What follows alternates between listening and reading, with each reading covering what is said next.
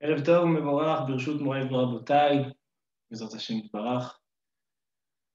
Kadosh Baruch Hu nous donne le zchut d'étudier encore une paracha Toldot, une paracha qui raconte la naissance de toute notre vie, que notre vie allait de la galoute, on espère, à la Géoula. Et la naissance de la galoute et la naissance de la Géoula, elle se trouve dans paracha Toldot. On sait que le conflit entre Yaakov et Esav, il n'a pas été seulement entre deux personnes, Yaakov et Esav, mais c'est un conflit qui nous accompagne et que nous le vivons jusqu'à aujourd'hui. Et donc aujourd'hui, Bezat Hashem, on va étudier la racine et la source de ces deux personnages, Yaakov et Esav, et qu'est-ce qu'ils représentent pour nous. Alors dans notre paracha, on a 4 chapitres, une paracha qui n'est pas très longue. On commence par le chapitre 25 jusqu'au chapitre 28. Dans le Pérec 25, Kafhe du Chumash Bereshit, la Torah nous raconte, voici les descendants de Yitzhak, le fils d'Abraham. Abraham a engendré Yitzhak et les Toledot Yitzhak. Et on voit qu'il y a Rivka Imenu, qui n'avait pas d'enfant. Baruch Hashem, avec les tfilotes de son mari, et aussi avec ses tfilotes, elle est tombée enceinte, et vaïtrotetsu abanim bekirba. Et on a une grossesse qui n'est pas facile. Dès qu'elle passe à côté d'un Beth Knesset, alors le ventre il bouge. Dès qu'elle passe à côté de Beth Avodazara, le ventre il bouge. Et donc elle décide d'aller à la yeshiva de Shem ve'ever, vatelech lidrosh et Hashem. Elle est allée demander qu'est-ce qui se passe. Et là, le malach lui dit, Shene goyim bebitnech. C'est une prophétie que Rivka a le zchut d'avoir. Et la Shrina lui dit comme ça, Shene goyim bebitnech. Tu as deux peuples dans ton ventre. Ou Shne leumim mime'aich iparedu. Et tu as deux nations qui vont se séparer, qui vont se disperser, qui vont se développer de me'aich, de tes entrailles. Ou l'homme il homme yemat, on verra ce que ça veut dire. Verav ya'avod sa'ir. Et le grand, le rav, verav ya'avod sa'ir, sera asservi au petit. Voici la nevoa, la prophétie de Rivka, que à la fin des temps, ce sera le rav, le grand qui est Esav, qui sera asservi à Yaakov. On va revenir tout à l'heure sur cette prophétie et son importance. En attendant, il y a Rivka qui accouche et Yaakov qui attrape Esav qui est sorti en premier, qui l'attrape dans le talon. C'est pour ça qu'on l'appelait Yaakov. Donc ça, ce sont des choses connues, mais je les précise parce que c'est des choses qu'on va s'attarder ce soir. Et donc tout le monde connaît les deux traits de caractère de Yaakov, de Esav. Esav qui est un chasseur, Ishsadeh, Ishsaïd, Ishsadeh. Yaakov, il est Tam, Yoshev Ohalim, lui, il est doux, il est dans la tente en train d'étudier la Torah. Et Yaakov achète la Bechora, achète les droits d'aînesse à son frère pour un plat de lentilles. Et comme ça se termine le Pérec Kafé, le premier chapitre de notre paracha. Le deuxième chapitre, Pérec Kavav, on voit que une histoire se répète. À l'époque d'Abraham Avinu, où il y avait en Eretz Israël, il y avait la famine, donc il a dû partir en Égypte. Et à l'époque de Yitzhak Avinu aussi, il y a une famine. Il va pour aller en Égypte, mais Akadosh Baruch Hu lui dit non, toi tu restes en Eretz Israël parce que toi tu es Ola Temima. Yitzhak Avinu, il est appelé Ola Temima, un korban qui est entier, qui est complet. Et Eretz Israël, on l'appelle la Hazara, c'est-à-dire l'endroit où on fait les sacrifices. Donc, Yaakov Avinu, c'est le sacrifice. Eretz Israël, c'est l'hôtel où on fait les sacrifices. Et donc, Yitzhak Avinu n'a pas le droit de sortir de Eretz Israël. Donc, il lui dit, va à Guérar, ne sors pas en Égypte comme ton père, reste ici en Eretz Israël pour aller. Et donc là, il rencontre Avimelech. Il y a aussi une histoire qui se répète avec Avimelech et Rivka, comme il s'est passé avec Avimelech et Sarah. Ensuite, Yitzhak Avinu va creuser des puits. Vayarpor Be'erot. Ces Be'erot-là, ces puits, ils ont une grande chashivut dans la Kabbalah et dans la Chassidut, dans le livre Likutei Torah. Il allonge beaucoup ses paroles sur le sujet des Be'erot qui ont été creusés par Yitzhak Avinu. Pourquoi il a fait, qu'est-ce que ça symbolise, qu'est-ce que ça signifie? Parce qu'Abraham Avinu aussi, il avait creusé, ses esclaves ont creusé des puits. Ça, c'est le Perek Kavav et le Perek Kavzaïm, la vieillesse de Yitzhak Avinu. Et il fait appel à Esav pour lui faire des berachot. Il lui dit, va me chercher chez Negedaye va me chercher, c'était la fête de Pessah. Donc, il lui dit, ramène-moi un agneau pour le Korban Pessah et un agneau pour faire des matamim. Comme ça, les man tevarechani nafshecha, pour pouvoir te donner ma bénédiction, Yitzhak à Esav. Rivka qui entend, elle va faire le maximum pour mettre en scène que Yaakov Avinu, c'est lui Esav, et donc Yaakov il vient et dit Ani Esav bechorecha. Tout le monde demande est-ce que Yaakov il a menti. Alors il dit Rashi Ani, moi je suis Yaakov, et Esav bechorecha. Esav c'est ton aîné. Pas tout le monde aime ce pirouche, mais c'est pas grave. On en reviendra à Bezat Hashem tout à l'heure. Et Yitzhak Avinu fait la beracha à son fils Yaakov à la place de Esav. Veiten lecha Elokim mital hashamayim umishemane haaretz verov dagan vetirosh. Esav, il est furieux, il veut tuer son frère. Il a dit Krevou yeme evelavi, dès que mon père va décéder, je tuerai mon frère Yaakov. Et Rivka qui voit qu'il y a encore une névoie, elle dit j'ai peur, elle dit à son fils, sauve-toi, j'ai peur de vous perdre à vous deux en un jour. Pourquoi elle a dit ça? Il dit Rashi, elle a vu dans la névoie que Yaakov et Esav ils vont mourir le même jour. Et en réalité, le jour où ils ont enterré Yaakov Avinu, on va voir que c'est en rapport avec le Chodesh qui se lève, le Chodesh où on se trouve. Yaakov Avinu, il est enterré, et le même jour, Eliphaz, il coupe la tête à Esav, et la tête d'Esav tombe aussi dans la Meharat Amarpela. Donc dans la Meharat Amarpela, on a 4 couples qui sont enterrés, comme on a expliqué la semaine dernière, et aussi la tête de Esav. Et à la fin de la paracha, dans le chapitre 28, Yitzhak fait appel à Yaakov pour lui dire va chez Lavan, le fils de Bethuel, comme ça tu te trouves une femme de notre famille, une femme qui n'est pas des Kenaaniot, comme ça tu peux te marier. Et comme ça, la paracha se termine. La paracha la semaine prochaine, ce sera déjà Yaakov qui va sortir, va yetze Yaakov, il va à. Voici les sujets évoqués dans la paracha. On va poser quelques questions sur chacun des chapitres, sur chacun des 4 chapitres.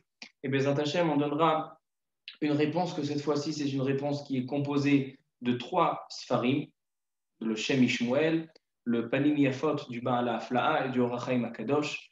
On va essayer de mélanger un petit peu, et bien sûr du Khatam Sofer, essayer de faire un petit mélange pour pouvoir comprendre et répondre à toutes les questions. Tout d'abord, si on essaye de comprendre le pshat, donc les textes de manière simple, au début de la paracha, déjà il faudrait comprendre une chose. On a Rivka qui a une grossesse mouvementée. Quand elle passe à côté des Bate Knesiot, le ventre il bouge. À côté des Bet Avodazara, le ventre il bouge. Elle ne sait pas ce qui se passe. Elle va chez Shem et Ever. Et elle pose la question, et Akadosh Baruch Hu, par les voix, il lui dit, tu as 2 enfants, 2 nations, le grand, il va travailler le petit, il sera le serviteur du petit, et voilà. Va-t-elle et c'est fini. Comment cette réponse de cette névoie, de cette prophétie, elle a apaisé Rivka? Rivka, elle a un problème, elle a une grossesse compliquée, une grossesse mouvementée. Donc, qu'est-ce que tu me réponds? Tu as des jumeaux, et ils sont différents, et le grand, il travaillera le petit. Elle a mal au ventre. Elle a mal au ventre, donne une réponse à son problème. Son problème, c'est que sa grossesse, elle se passe mal.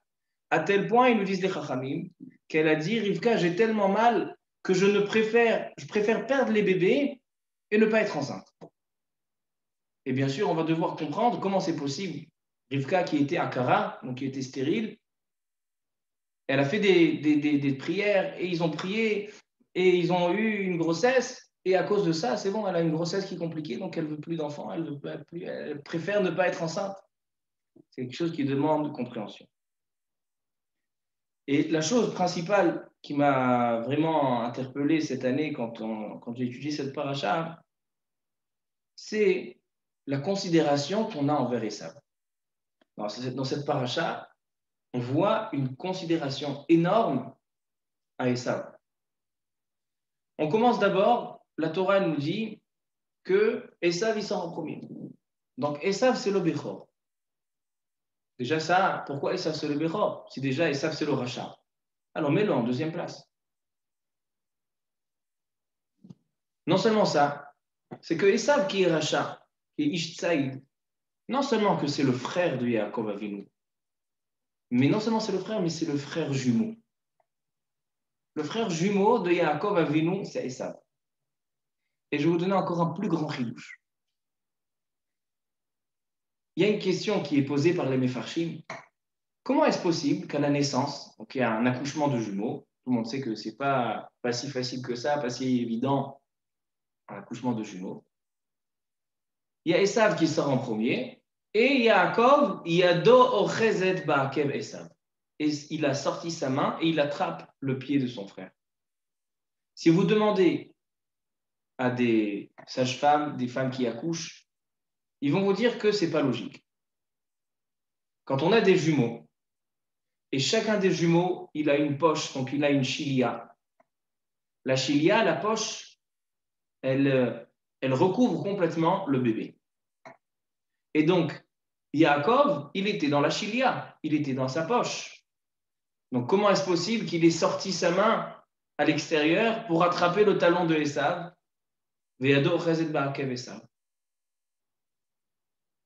Alors, en effet, il y a un grand chidouche du Rabbeinu Bechaye. Le Rabbeinu Bechaye, il dit que Yaakov et Esav, non seulement c'était des jumeaux, mais c'était des jumeaux dans la même poche. Donc, des vrais jumeaux.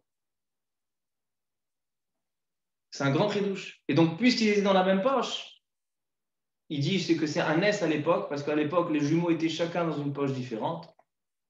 Et c'était un S que Yaakov, il était dans la même poche que Yaakov Avinu, que Yaakov il était dans la même poche que Esav, et donc c'était des vrais jumeaux. Et c'est pour ça que quand il est sorti Esav, il y a Dochezet Ba'akev Esav. Mais le Ibn Ezra, Rabbi Avraham Ibn Ezra dans la paracha, lui, il n'est pas d'accord. Lui, il ne veut pas concevoir que Yaakov et Esav étaient dans la même poche. Lui, il dit, il y avait deux chiliotes, il y avait deux poches, Yaakov et Esav. Mais il y a eu un S qu'au moment de l'accouchement, les deux chiliotes se sont ouverts, donc les deux poches se sont ouvertes et Yaakov a pu sortir sa main pour attraper le talon de Esav. Comme ça dit le Rabbi Abraham Ibn Ezra.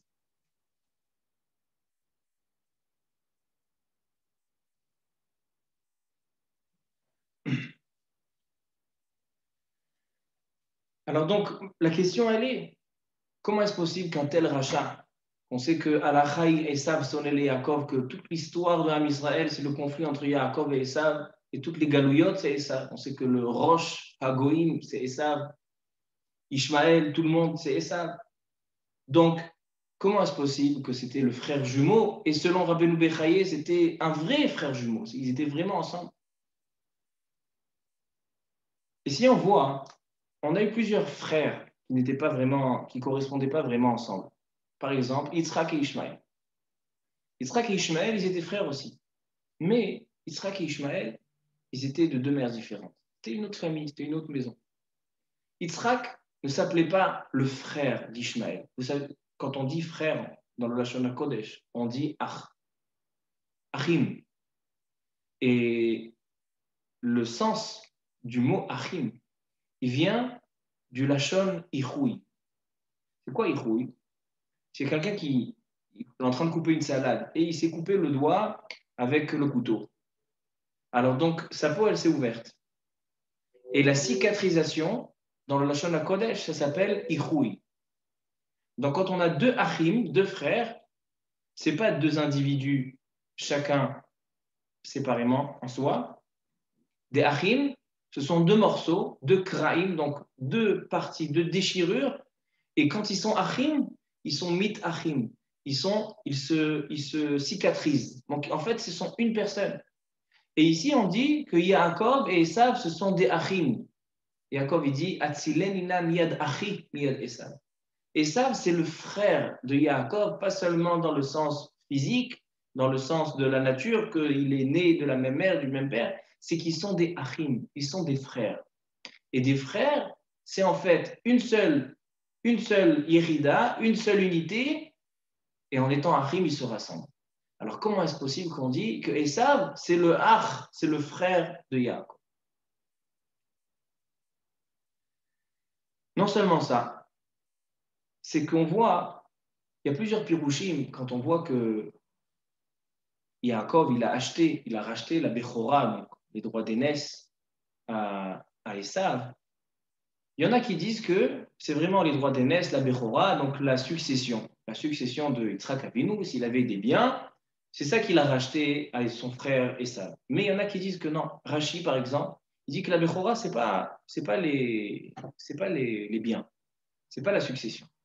Il dit Rashi, je vais vous dire Rashi au début de la paracha, dans le Perek Kafhe, dans le Pasuk,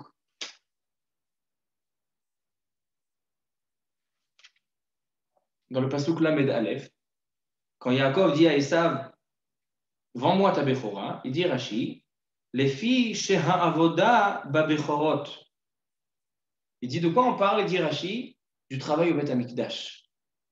Vous savez qu'avant qu'il y ait le Shevet Lévi, c'est qui est censé faire le service au Beth Amikdash? C'est qui faisait les korbanot avant les Lévi? C'était les Bechorim. Donc les premiers-nés de chaque famille, le premier-né, il avait une Kedusha, Reshit Oni, c'est pour ça que le Bechor, il appartient à Kadosh Baruch Hu, c'est pour ça qu'on le rachète du Kohen, parce qu'il appartient à une Kedusha, il appartient à la tribu de la Kedusha. Et donc Esav, qui était Bechor, il était censé travailler au Beth Amikdash, lui faire les sacrifices, et pas Yaakov. Et Yaakov, qu'est-ce qu'il a racheté? Il a racheté les droits d'aînesse, donc il a racheté le travail du Beth Amikdash. Il dit Rashi, Amar Yaakov, En racha ze kedai she'akriv la kadosh baruch Hu. Il dit, ce n'est pas possible qu'un rachat comme mon frère Esav, ce sera lui qui va faire des sacrifices à Kadosh baruch Hu. Donc c'est pour ça que j'ai envie de le racheter. Alors, avant qu'il rachète, c'était le zrout de Esav, donc c'était quelque chose qui était acquis à Esav, ça appartenait à Esav. Comment est-ce possible qu'Akadosh Baruch Hu, il a donné à Esav le travail au Beth Amikdash?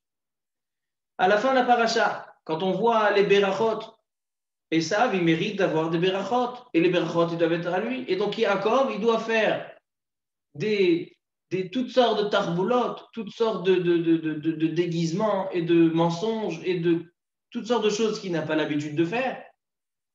Il va faire tout ça pour pouvoir voler les brachot de Esav. Mais comment Esav il a le srout d'avoir ces brachot? Est-ce qu'on s'est posé une seconde? On s'est posé la question une fois, comment c'est possible que Esav il a le srout d'être le frère de Yaakov Avinu, le frère jumeau? Comment il a le srout d'être le fils de Yitzhak et Rivka? C'est pas comme Ishmaël qui venait de Hagar. De Yitzhak et Rivka, comment il a le srout d'avoir ces brachot? Comment est-ce possible? Et je veux renforcer encore la question. C'est que Rashi nous dit que normalement, ça devait être Yaakov le Bechor. Rashi dit, pourquoi Yaakov Avinu, il a attrapé le talon? Il a attrapé le talon de Esav. Alors il nous dit Rashi comme ça. Dans le Perek Kafé, Pasuk Kavav, il dit Rashi, Yaakov notsar mitipa rishona ve Esav mitshnia. Quand le fœtus, les deux bébés, les deux fœtus, ils se sont fabriqués. Le premier qui a été fabriqué, c'était Yaakov. Et ensuite, c'était Esav. Et c'est pour ça que Yaakov, il a dit, c'est moi qui dois sortir en premier, c'est moi qui dois être le Bechor. Mais Yaakov, Bale Akvo. Yaakov, il est venu pour l'empêcher de sortir. Chez Yeherishon Laleda, Kirishon la Yetzira. Veiftor et Rachma, Veitol et Abechora, Minadin. Lui, il voulait la Bechora, Alpi Adin. Et après, il a dû faire tout ce targui. Donc, si vraiment Yaakov, c'était lui qui était censé le Bechor, pourquoi c'était pas lui? Donc, ça, c'est toutes les questions au sujet de Yaakov et Esav. Une dernière question. Comment se fait-il que Yitzhak aimait tellement son fils Esav? Comment se fait-il? Parce qu'on a dit au début de la paracha que Rivka, elle avait une névoie. Rivka, elle a eu une prophétie. Et dans la prophétie, il est mentionné que le grand servira le petit. Et ça, c'est la fin des temps. Quand il y aura le Mashiach, il y a marqué dans le Navi, on le dit dans le Alen de Shabbeach, Ve'alou, à la fin de la Tfila, on le dit, Ve'alou, si dans Aziashir, on dit Ve'alou Mosheim lishpot et Esav. Et viendront le Mashiach, donc ceux qui vont nous sauver, nous délivrer de la galoute, l'ishpot, pour juger le Har Esav. C'est ça la Géoula. La Géoula, ça sera qu'on reprendra la Malchut à Esav. Alors donc, si c'est ça, comment se fait-il, ça c'est la prophétie qu'elle a eu Rivka, donc comment se fait-il que Yitzhak ne le savait pas? Comment se fait-il que Yitzhak, il aime tellement Esav? Donc voici les questions sur Yitzhak et Esav. Encore 2 ou 3 questions sur la suite de la paracha.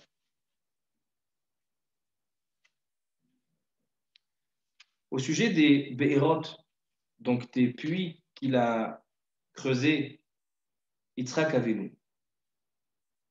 Il est écrit dans la Torah comme ça. On va s'attarder sur un pasouk. Dans le Perek Kavav, donc c'est le 2e chapitre, le Perek Kavav,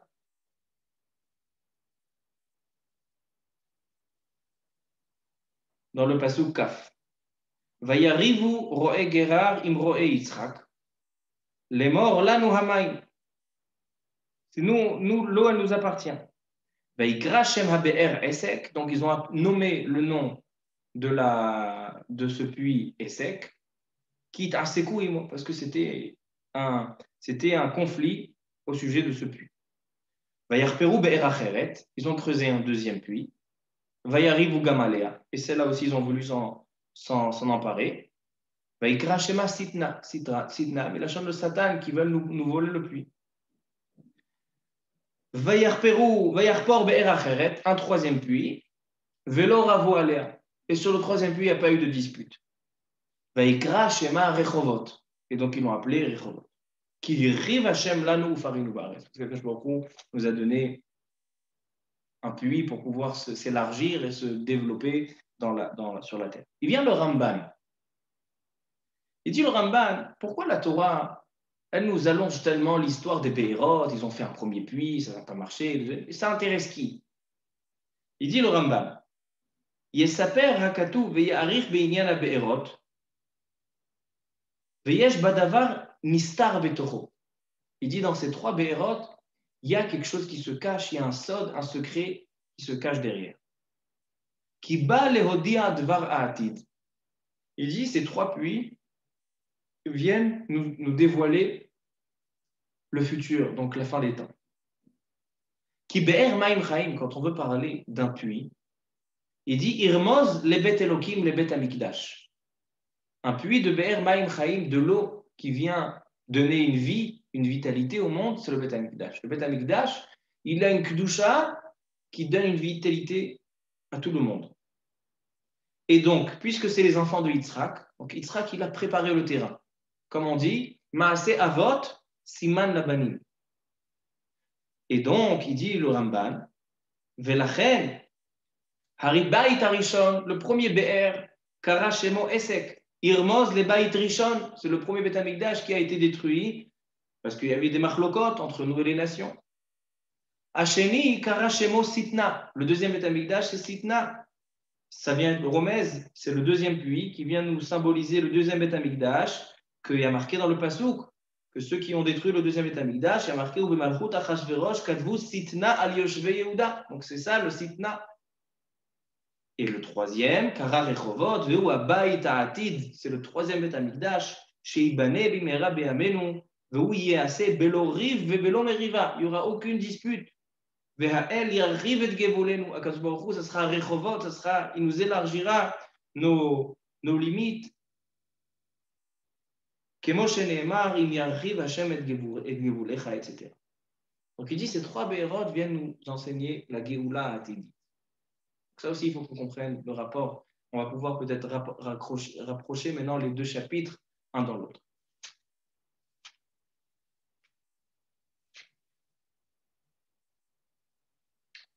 Ce qui est intéressant dans tout ça,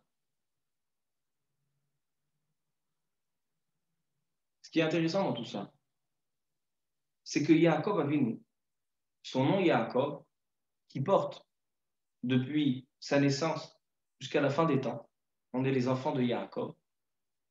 Et même si aujourd'hui on s'appelle Am Israël, c'est aussi le 2e nom qui a été rajouté à Yaakov, donc c'est Yaakov et Israël. Ce nom Yaakov, il lui a été donné, tout ça, à cause de quoi? Parce qu'il a attrapé le talent de son frère. C'est-à-dire que quelque part, quand on nomme quelqu'un, on lui donne sa définition.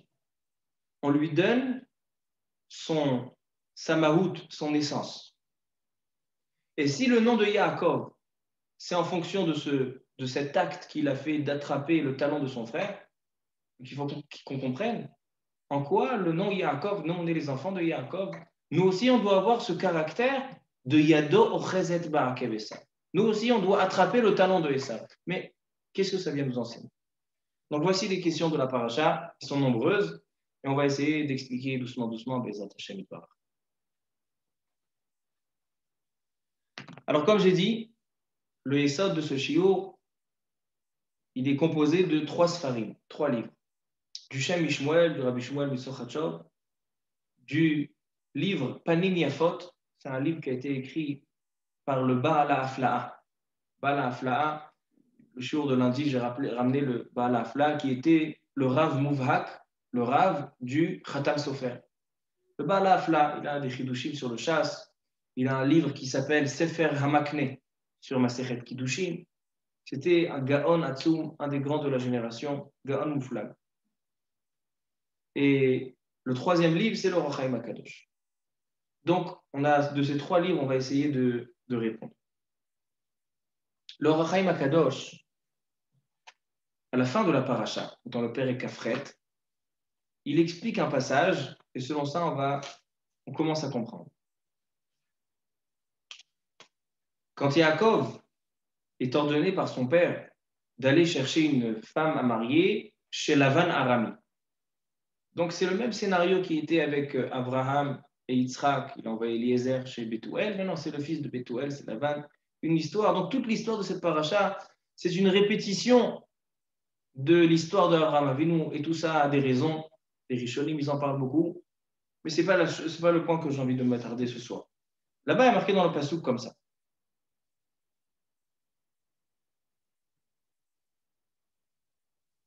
Vaishlach Yitzhak et Yaakov, Vayeler Padena Aram, El Lavan ben Bethuel Arami, Achi Rivka, Em Yaakov et Esav.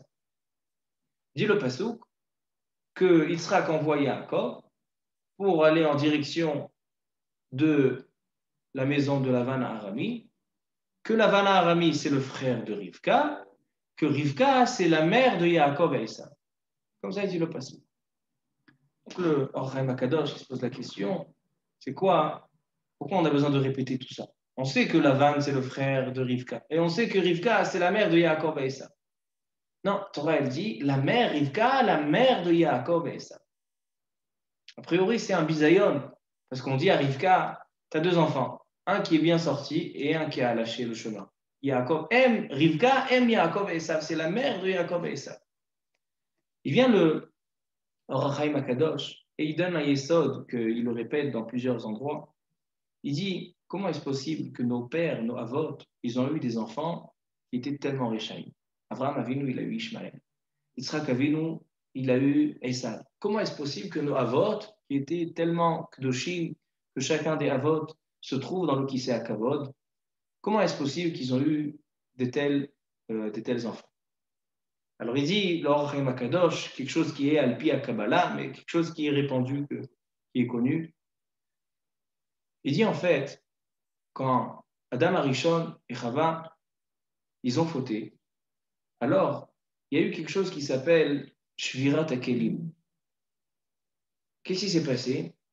La Kedusha énorme qu'Akadosh Baruch Hu a donnée à Adam et Chava, elle a été... Adam et Chava ne pouvaient plus contenir, ne pouvaient plus supporter toute cette Kedusha immense. Et donc, cette Kedusha, au moment de la faute, elle a été dispersée dans tout le monde. Elle a été dispersée dans tout le monde. Maintenant, tout le travail d'un homme et tout le travail du juif jusqu'à la Géoula Shlema, comment on peut ramener la Géoula si on répare cette faute de Adam et Chava? Donc, en d'autres termes, comment le faire? Si on va récupérer toute cette Kedusha qui a été dispersée, ça s'appelle les Nitzotzot à Kedusha. Si on va récupérer tous les Nitzotzot à Kedusha qui ont été dispersés, et on la ramène, et on les ramène, les Shem, Yichud, Kucha, Berichon, on va le rapporter à Kadosh Baruch Hu, ça sera la rectification et la réparation de la faute de Adam et Chava, et c'est ça qui va nous ramener la Géoula. Je pense que j'ai déjà raconté l'histoire du Baba Saleh à la Shalom, que le Baba Saleh, une fois, il habitait à Netivot, et il avait un shiur dans le nord d'Eretz Israël. Donc il a pris son chauffeur et ils ont pris la route pour aller. Et en pleine route, le Baba Saleh, il lui dit arrête-toi, tourne à gauche. Alors le chauffeur, il est très étonné. Il dit mais je connais la route, Rav, c'est moi le chauffeur, je sais où c'est le shiur. Écoute-moi, tourne à gauche. Il tourne à gauche et il voit qu'en fait le Baba Saleh, il le dirige vers un village arabe. Alors il lui dit, le chauffeur, il dit au Saleh, il dit c'est dangereux ce qu'on est en train de faire, on est en train d'aller dans un village arabe, rentre dans le village. Il rentre dans le village, il va à gauche, va à droite, va à gauche, va à droite, ils arrivent à un chouk, d'accord? Ils arrivent à un chouk de fruits et de légumes, plein d'arabes. C'était le chauffeur, il tremblait. Et là, il lui dit arrête la voiture, le Baba Saleh, il descend et il rentre dans le chouk, il se dirige vers un vendeur de pastèques. Et il dit au vendeur coupe-moi un morceau de la pastèque. Top. Il coupe un morceau de la pastèque, le Saleh, il fait la bracha, le Adama, il mange la pastèque, il rentre dans la voiture, il dit c'est bon, maintenant tu peux aller, on va au Shiloh. Plus tard, le chauffeur qui était extrêmement choqué, il a dit quoi pour une pastèque, il nous a mis en danger, le Baba Saleh, il ne pouvait pas me demander, je lui ai ramené une boîte de chez moi, j'ai une très très belle pastèque. Alors il lui a dit le Baba Saleh qu'il est venu en rêve la nuit, une nefesh, une neshama d'un juif, et que cette neshama, elle avait fauté dans ce monde, et donc elle a été ramenée Begilgoul. Elle a été ramenée Begilgoul dans une pastèque, et cette pastèque, elle est dans le Kfar Arabi, dans ce village arabe, et tant qu'il n'y a pas un juif qui va faire une bracha, qui va donc faire une bénédiction, il va être Mekadesh, cette pastèque, son tikkun, il ne pourra pas avoir son tikkun. Et donc c'est pour ça que le Baba Saleh est allé. Tout ça pour dire que le travail du juif, c'est de rapporter les nitzotzot, pas seulement les neshamot, les gulgalot, mais aussi des nitzotzot de la kedusha. Quand on fait une bracha sur un fruit, on les met varer, on fait un birour, c'est-à-dire on trie et on prélève les nitzotzot de la kedusha, et c'est ça le tikkun sur Adam et Chava. Alors il dit le Ohr HaChaim HaKadosh, que c'est comme ça aussi dans les neshamot. Quand Adam et Chava ils ont fauté, il y a des neshamot de kedusha, des parties de kedusha qui se trouvent même dans les neshamot chez les goïms. Et il dit, c'est pour ça qu'on a beaucoup de personnes qui veulent se convertir. Ces personnes qui veulent se convertir, ce sont des nitzotzot takdusha de Adam et Chava. Et maintenant, ils reviennent se rapprocher. Tachat kanfei hashechina. Alors il dit, Avraham Avinu, quand lui, il est venu de Terach, et il est venu de la Touma, etc., c'était quoi? C'était des nitzotzot de Adam et Chava. Et Avraham Avinu, il a travaillé ces nitzotzot, et donc il est sorti Avraham Avinu, Yitzhak Avinu, Yaakov Avinu. Mais en eux, il y avait une partie de Touma. Il y avait une partie de clipote, une partie qui était négative.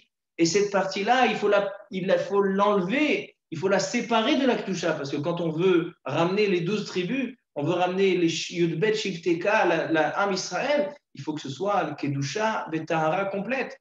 C'est ça qu'il faut séparer la Touma. C'est ça qu'Abraham, il a eu Ishmaël, Yitzhak, il a eu Esav. Comme ça, doucement, doucement. Et Yaakov Avinu, il était Kadosh Vetahor. On dit la Kedish et Kedosh Yaakov. Yaakov, son symbole, c'est la Kedusha. C'était complètement nettoyé, complètement propre. Et donc, il dit le Ohr HaChaim HaKadosh, c'est pour ça aussi que Avraham Avinu et Yitzhak Avinu, ils ont interdit à leurs enfants d'aller se marier avec les Kenaaniot. Qu'est-ce qu'il y a de problème? Quelle est la différence entre les Kenaaniot et la fille de Bethuel ou la fille de Lavan? Les deux, c'est des noms-juifs. Azma Irvarta. Il dit le Ohr HaChaim HaKadosh, il dit que les Kenaaniot, ils ont vu Abraham et Yitzhak qu'il n'y a pas de nitzotzot, il n'y a pas de kedusha, donc on n'a rien à tirer des Kenaaniot. C'est pour ça que c'est interdit de se marier avec les Kenaaniot. Mais par contre, il faut aller chez Lavan et Bethuel, là-bas il y a des nitzotzot, et là-bas ils peuvent se marier. Comme ça, il dit le Ohr HaChaim HaKadosh, c'est quelque chose qui est un peu kabbalique, qui est de la Kabbalah, mais on va essayer de se servir de cet enseignement.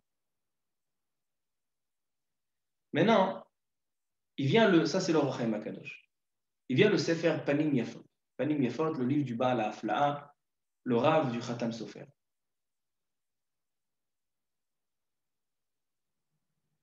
C'est quelque chose d'intéressant.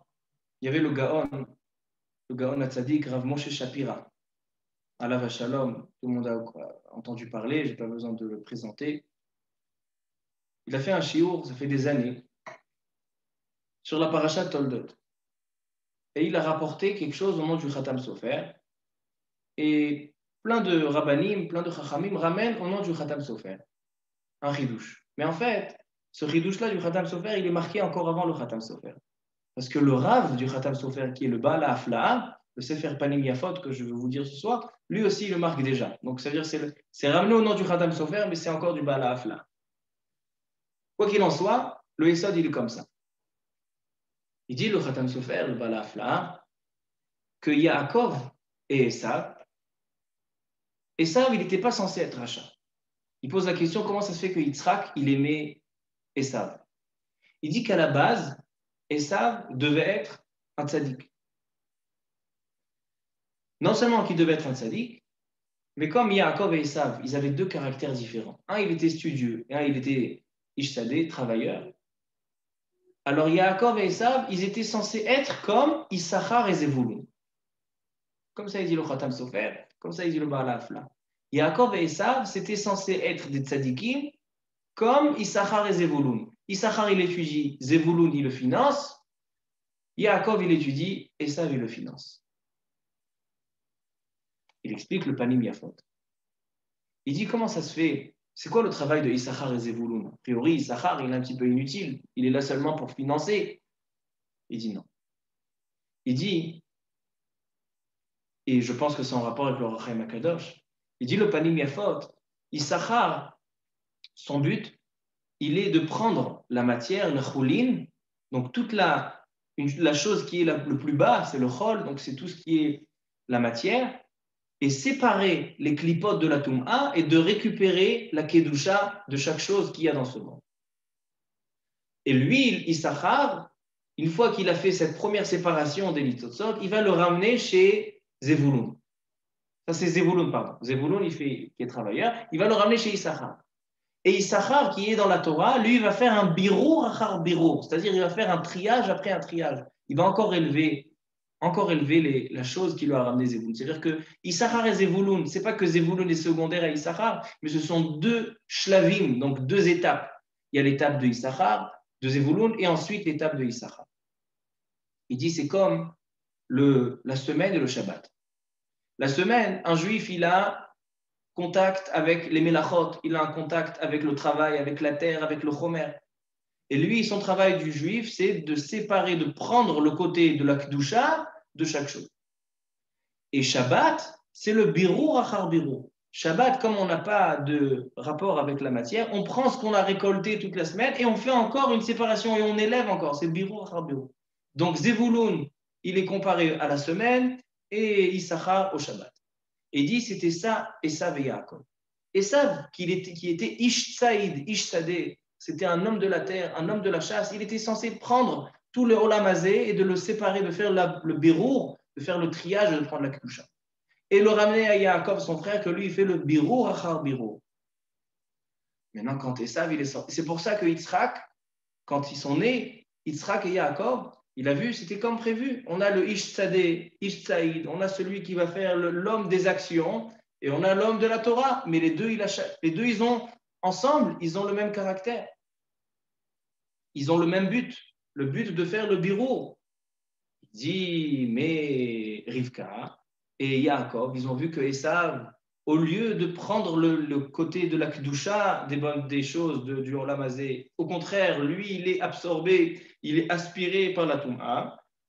Alors là, ils ont dit, il faut reprendre la Bechora, il faut aller sauver l'objectif du monde, parce que c'est ça le travail de Ham Israël. Il faut sauver cet objectif, sauver ce travail de Ham Israël, et c'est pour ça qu'ils ont fait toutes ces mirmotes. Et c'est pour ça qu'à la base, Esav, il était censé être Bechor, et Esav, il était censé avoir la Vodat Korbanot, et Esav, il était censé avoir les Berachot, et c'est pour ça que Yitzhak avait un amour spécial pour Esav.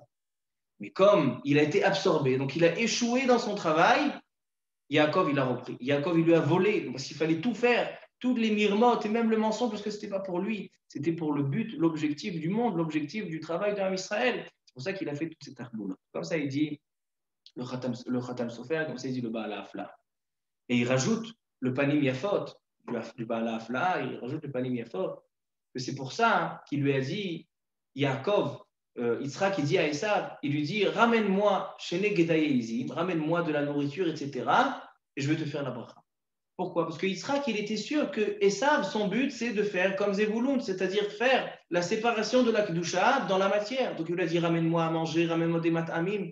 Quand il est rentré, et quand il l'a ramené, il a dit, c'est ça, alors donc je vais lui faire les berachot. Et donc c'était ça la différence entre Yitzhak et Rivka. Yitzhak, il était dans cet esprit. Il a dit, je vais avoir deux enfants, un qui sera Issachar, un qui sera Zevouloun. Et c'est pour ça qu'il aimait Issachar, parce que Issachar, il a besoin de plus de brachot dans ce Olamazé, parce que le travail de Issachar, c'est l'Olamazé, tandis que le travail de Yaakov, c'est la Kedusha, c'est l'Olamaba. Donc il dit, Issachar, il nécessite plus de Zevouloun, il nécessite plus de brachot, donc ça veut dire Esav. Comme ça, il dit le Sefer Panim Yafot. Selon ça, on comprend, selon cette explication du Panim Yafot, on comprend qu'est-ce qui s'est passé avec la grossesse de Rivka et qu'est-ce qu'elle a été apaisée. Rivka, elle avait une grossesse compliquée. Elle avait le ventre qui bougeait quand elle passait à côté du Beth Knesset et elle avait tellement mal, à tel point qu'elle a dit, je préfère ne pas avoir été enceinte, pas avoir tombé enceinte. Comme ça, elle a dit Rivka. Demande tout le monde comment est-ce possible. Il dit le Panim Yafot, il dit comme ça. En fait, Rivka, elle avait peur que ce bébé, ce ne soit pas des jumeaux, ce soit un. Et si elle a un bébé, mais il a des tendances d'être rachat, parce que c'est vrai que quand elle passe à côté du Beth Knesset, il est tzaddik. Mais quand elle passe à côté de l'Avoda Zara, il est rachat. Alors elle a dit à Kadosh Baruch Hu, comme Avraham Avinu il a dit. Avraham Avinu il a dit, moi j'ai envie d'avoir un enfant tzaddik. Mais si j'ai un enfant qui te fait de la peine à Kadosh Baruch Hu parce qu'il est rachat, je suis mévater. C'est pas grave, j'aurai pas d'enfant. Et comme ça, elle a dit Rivka, si c'est un enfant, elle ne savait pas que c'était des jumeaux. Elle a dit si c'est un enfant, mais il a une tendance à aller vers le mal, aller vers la Vodazara, je suis mévater, je préfère ne pas tomber enceinte. Qu'est-ce qu'elle lui a répondu, Shem? C'était quoi la réponse? Maintenant on comprend la réponse. Il dit t'inquiète pas, Shene Goïm Bevitner, tu as toute l'histoire du monde, tu as dans ton ventre. Tu as deux goïms, tu as deux nations.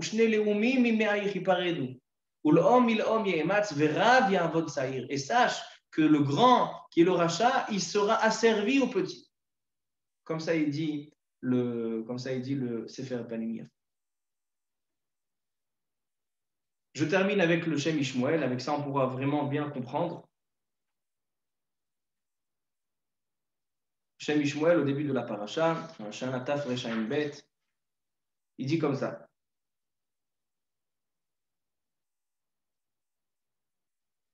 Il est écrit dans la Gemara Masechet Baba Kama, dans la page 3b. Là-bas, dans Masechet Baba Kama, vous connaissez tous la première Mishnah qui dit Arba'a Avot Nezikim. On a quatre compartiments, quatre espèces, quatre sortes de Nezikim, donc de dommages qui peuvent arriver dans la société. On a Shor, Bor, Mav'e, Ev'er. On a le taureau, on a le Bor, donc quelqu'un qui creuse un trou, qui met une embûche. Mav'e, Ev'er, et le feu. C'est quoi Mav'e? Elle dit la Gemara d'Av Gimel Amoudbet, Machloket, Rav et Shmuel. Rav dit Mav'e, c'est Adam. C'est quoi Mav'e? C'est quoi une des sortes des dommages qui peuvent être dans la société? C'est Adam Amazik, un homme qui fait un dommage. D'accord? Quelqu'un qui rentre dans la portière de l'autre avec sa voiture. C'est Nezek de Adam. Alors, pourquoi le Adam il s'appelle Mav'e? Mav'e, même Bet Aïne. Elle dit la Gemara, parce qu'il y a marqué dans le Passouk, dans le Navi, Im tiv'ayun be'ayun. Quand Kadosh Baruch Hu, il veut dire à Israël, priez et demandez ce que vous avez besoin. La demande, dans la Gemara, quand on dit Ba'e Rami Barchama, il a demandé, il a quelque chose qui lui manque, il a quelque chose, il a une incompréhension, il va venir demander. Il a quelque chose, il a une rifoua chez les mains à avoir, il a une parnassa à avoir, il va demander. Il dit, c'est pour ça que Adam, il s'appelle Mavé. C'est-à-dire que la définition d'un homme, c'est celui qui demande à son créateur. C'est celui qui, quand il a quelque chose à avoir, il a besoin de quelque chose, il a chez qui se retourner. C'est la différence entre l'homme et toute la création. L'homme, il est Mavé. Alors il dit le Shem Ishmuel, il dit comme ça. Tzurat Adam, il est chaber et ha'olam ha'elion ve'hatachton al-edei ha'tefila. Il dit, la seule création dans ce monde qui va venir rattacher le ciel, donc la spiritualité, Kadosh Baruch Hu, à la terre, la seule création, c'est l'homme. Parce que par la tfila, qui vient d'en bas, qui vient de ce monde, qui vient de la matière, il va venir demander par le haut, demander par Kadosh Baruch Hu. Donc ça veut dire que l'homme, c'est la seule créature qui rattache et qui relie le au-delà, la Rouhaniout et la terre. Et c'est ça la définition de l'homme. C'est pour ça que l'homme s'appelle Mav'e, celui qui fait la tfila, celui qui fait la demande à Kadosh Baruch Hu. Ve'al ken nikra al shema tfila. Aval, ze davka im hu mechaber tov vera, im kacha u mazik. Donc c'est vrai que d'avoir une force d'être mechaber, l'homme en fait, la définition de l'homme, il y a le Shem Ishmuel, c'est d'être mechaber, c'est de rattacher les choses. Il rattache la Rouhaniout avec la Gashmiut. Il rattache le monde d'en haut avec le monde d'en bas. Il est mechaber. Par contre, si l'homme il est mechaber, le tov et le ra, il est mechaber, le bien et le mal, alors là il a gâché. C'est-à-dire que d'un côté, ce caractère de mechaber, cette capacité, cette fonction de mechaber, elle peut être bien quand on se sert pour la tfila, etc., parce qu'on rattache à Kadosh Baruch Hu à nous, mais elle peut être aussi un dommage. Elle peut être, donc c'est pour ça que Mav'ez et Adam, ça peut être Adam Amazik. On peut avoir celui qui fait la tfila, l'homme, il peut être celui qui fait le Mav'e et qui fait la tfila, mais d'un autre côté, elle dit la Mishnah que Mav'ez et Adam Amazik, ça peut être aussi le Nezek. Et il dit, Yaakov et Esav, ce sont des frères jumeaux. À tel point des frères jumeaux, et maintenant j'ai envie de rajouter, j'ai oublié de dire, j'essaie de me rappeler tout à l'heure, il y a un livre qui s'appelle Yeshuot Malko. Un livre qui s'appelle Yeshuot Malko du Gaon de Kotna. Et dans ce livre, il dit comme ça. Il dit, pourquoi Vaïtrotetu Abanim Bekirba? Pourquoi les deux fœtus, donc Yaakov et Esav dans le ventre, pourquoi ils étaient en train de se disputer, ils bougeaient sans arrêt? Il dit le Yeshuot Malko, un Chidush Atzmi. Il dit, selon Rabbeinu Bechaye, Yaakov et Esav étaient dans la même poche. Et s'il n'y avait pas de mouvement là-bas à l'intérieur, alors ils auraient été un seul. Donc il dit entre parenthèses, Théomim Siamim, donc des jumeaux, des Siamois. Parce que s'ils n'avaient pas de mouvement, ils se seraient rassemblés, ils se seraient collés. C'est-à-dire qu'on aurait pu avoir, imaginez-vous, Yaakov et Esav dans un même corps. Parce que Yaakov et Esav, ils ont ce Adam, ils ont ce Mav'e, ils ont cette capacité de rattacher. Mais, comme on a dit, on peut avoir celui qui rattache par sa tfila, il rattache le haut et le bas, et on peut avoir celui qui rattache le mal et le mauvais, ça devient Adam Amazik. C'est-à-dire que le Mav'e, il peut avoir deux fonctions. La fonction du bien, d'être Mechaber, la Kedusha aux bonnes choses, et celui qui est Mechaber, donc c'est ça le Mechaber. Donc il dit, Yaakov et Esav, ça revient à répondre à mon avis à toutes les questions. On a demandé comment ça se fait qu'on donne une telle importance à Esav. Comment se fait-il que Esav, c'est le frère, et c'est le fils de Yitzhak et Rivka, et le frère de Yaakov, et c'était un jumeau, et c'était, selon Rabbeinu Bechaye, dans la même poche, et selon Yeshuot Malko, ça pouvait être des siamois dans un seul corps. On parle d'Esav. Esav, il aurait pu faire partie du corps de Yaakov, le corps Kadosh, la Kdish et Kedosh Yaakov. La réponse, elle est oui. Parce que Yaakov et Esav, ils sont nés des jumeaux avec le même caractère, le caractère du Mechaber, de celui qui peut rattacher des choses. Yaakov, il a choisi le bien. Il a choisi les Chaber Shamayim Ba'aretz. Avec cette fila, le Mav'e, il fait la fila, il rattache le haut et le bas. Mais Esav, il a rattaché le bien au mal. Et donc, qu'est-ce qu'il a fait, Esav? Il a fait un chibour négatif. Il a fait une alliance, un rattachement négatif. Et c'est pour ça que les deux, qui étaient censés être au même objectif, comme il dit le Khatam Sofer, c'était censé être Issachar et Zevulun. Mais Esav, il a échoué. Et c'est pour ça qu'à la base, Yitzhak, il a tout misé sur Esav. Et à la base, Yitzhak, il était censé avoir la Bechora et la Bracha et la Avodah Bet Hamikdash. Mais comme il a échoué, Rivka, elle le savait dans sa Nevoua, déjà au début. Rivka, il a eu la Nevoua, Vera, via Avod Saïr, c'est le grand qui sera asservi par le petit. Elle avait vu tout ça dans sa Nevoua. C'est pour ça que Rivka, elle n'était pas d'accord avec Yitzhak. Elle a fait le maximum pour mettre en avant Yaakov. Et elle a gagné. Et elle a réussi à le mettre en avant. Elle a réussi à lui faire donner les brachot. Et j'ai pensé après que même les brachot de Yaakov, ils étaient en rapport avec ça. C'est quoi de Yitzhak? C'est quoi les brachot de Yitzhak? Veiten lecha Elokim, mital hashamayim ou mishemane haaretz. La bracha de Yitzhak Avinu, elle est en rapport avec le ciel, en rapport avec la terre. Mital hashamayim ou mishemane haaretz. Parce que c'est ça le bagage qu'ils ont Yitzhak et Esav. Et c'est pour ça que jusqu'à la fin des temps, c'est un conflit entre Yitzhak et Esav. Celui qui fait le chibour du bien au mal et celui qui fait le chibour du mal au bien. Il élève, au lieu de rabaisser la Kedusha, il élève la Touma. C'est ça la différence. C'est ça le point commun et la différence de Yitzhak et de Yaakov et de Esav. Et c'est pour ça que maintenant on comprend pourquoi au début de la paracha on voit tellement de mashmaout et tellement d'importance qu'on donne à Esav. Parce que c'était le frère jumeau, il avait pour but d'être le Zevouloun, d'être celui qui fait le birour, celui qui va prendre la Kedusha et qui va faire le chibour avec la Kedusha, mais il n'a pas eu le mérite.